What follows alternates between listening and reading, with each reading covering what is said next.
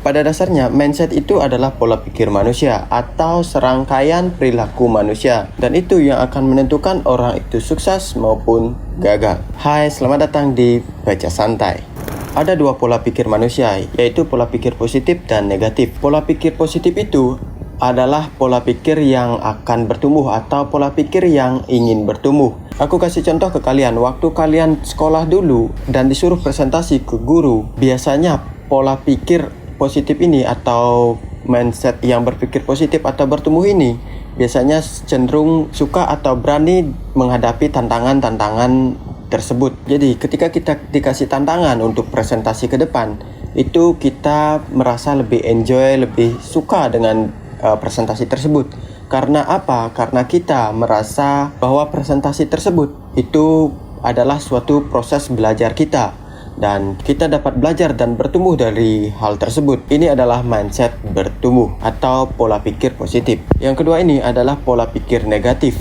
Dan pola pikir negatif ini cenderung tidak mau bertumbuh. Dia tetap mau seperti yang dia inginkan. Contohnya yang tadi, ketika kita ganti dengan pola pikir negatif ini, mereka nggak mau atau nggak suka, cenderung nggak suka dengan tantangan-tantangan yang akan dihadapi.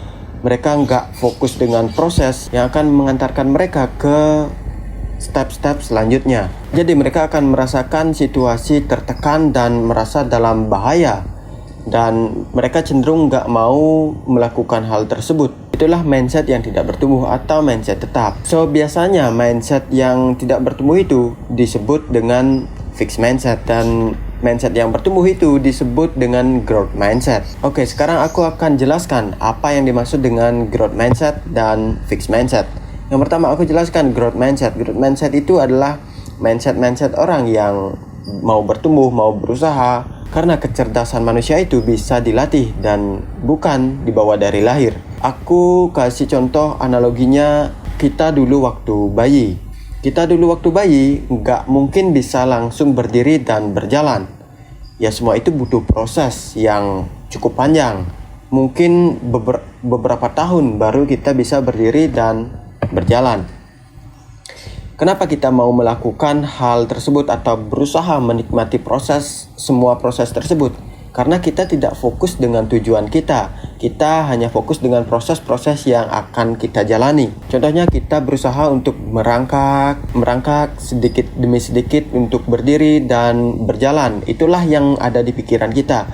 Dan itu adalah proses-proses yang akan membawa kita sampai bisa berdiri dan berjalan. Hanya proses yang kita pikirkan, bukan tujuan. Sedangkan fixed mindset itu cenderung memikirkan proses terlebih dahulu tanpa melakukan atau menikmati proses yang akan dilalui. Jadi kebanyakan yang fixed mindset itu nggak terlalu bisa menikmati proses yang akan dijalani. Kenapa kita waktu bayi nggak mempunyai fixed mindset? Semua orang itu berusaha untuk bangkit atau berusaha untuk berjalan, walaupun sempat jatuh berkali-kali, tetapi kita tetap berusaha untuk berdiri.